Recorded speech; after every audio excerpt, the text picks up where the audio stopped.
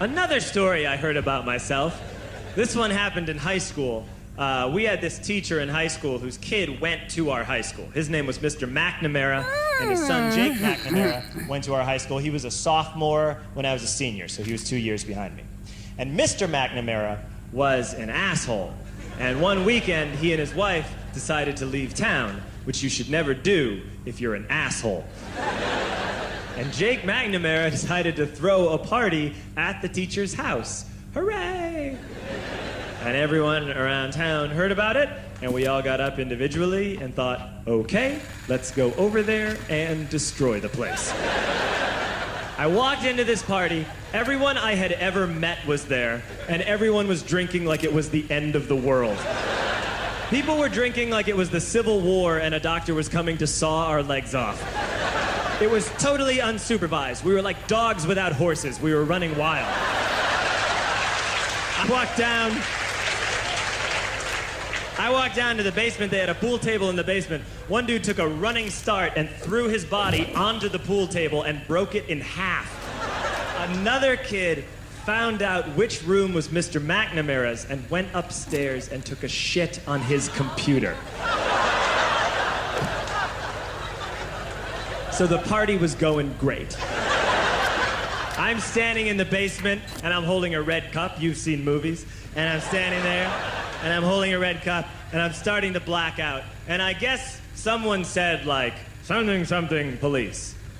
And in a brilliant moment of word association, I yelled, fuck the police!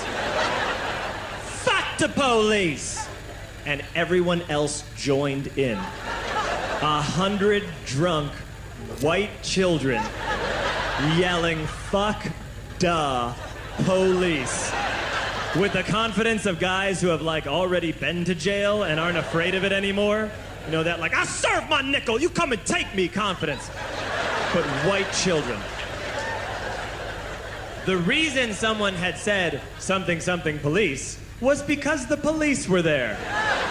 So a Chicago police officer walked down the stairs and got to the bottom in the basement and looked out over a sea of drunk toddlers yelling, fuck the police, in his face. And he was almost impressed. He's like, wow. And then he leaned into his walkie-talkie and went, get the paddy wagon. And my friend John, who is now a father, this man now has a baby, he grabbed a 40, smashed it on the ground, and yelled, scatter! I want it. And everyone ran in a different direction.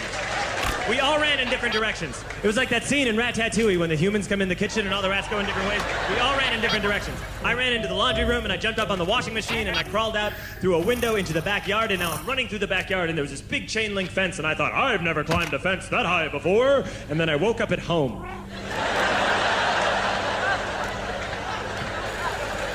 On Monday, I went to school because that's what we did back then. And I'm walking into the school building, and who do I see but Jake McNamara? And he says to me, hey, were you at my party on Saturday? And I said, no. You know, like a liar. And he said things got really out of hand. Someone broke the pool table. Someone took a shit on my dad's computer. But the worst thing, he says, the worst thing is that someone stole these old antique photos of my grandmother, and my parents are freaking out about it. And I had that thought that only blackout drunks and Steve Urkel can have.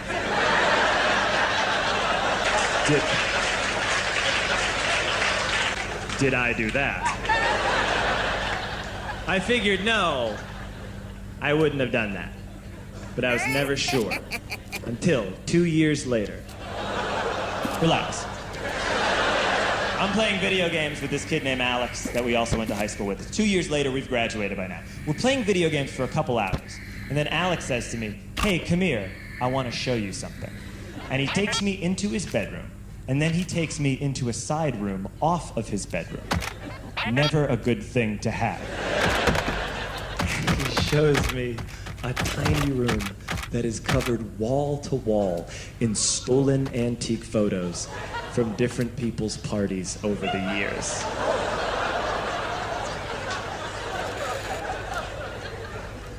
And I said, why? Why do you do this? And Alex said, because it's the one thing you can't replace.